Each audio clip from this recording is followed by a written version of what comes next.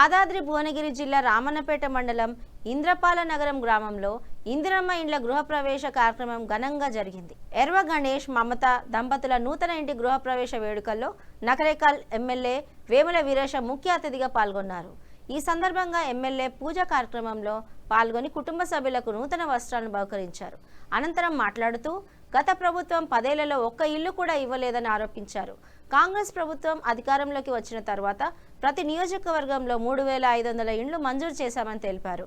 మరో 3500 ఇండ్లు మంజూరు చేయడానికి ప్రభుత్వం సిద్ధంగా ఉందన్నారు. ప్రతి పేద కుటుంబానికి సొంత ఇల్లు కల్పించాలనే లక్ష్యంతో ప్రభుత్వం పనిచేస్తోందని, ఇది మాటల ప్రభుత్వం కాదు చేతల ప్రభుత్వం అని ఎమ్మెల్యే వేముల వీరేశం అన్నారు.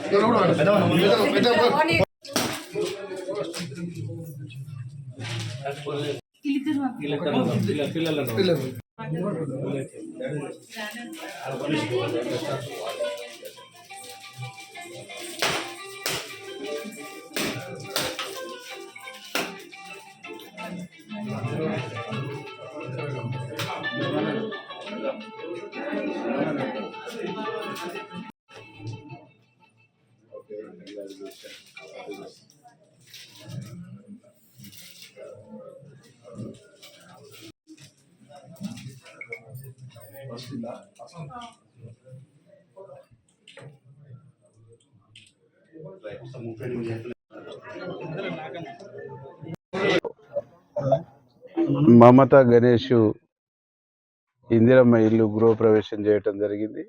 ఈ ఊరికి 38 ఇందిరమ్మ ఇల్లు శాంక్షన్ చేసినాం. దాదాపు మిగతా ఇల్లు కూడా వివిధ స్టేజ్లో కంప్లీట్ కావటానికి సిద్ధంగా ఉన్నాయి.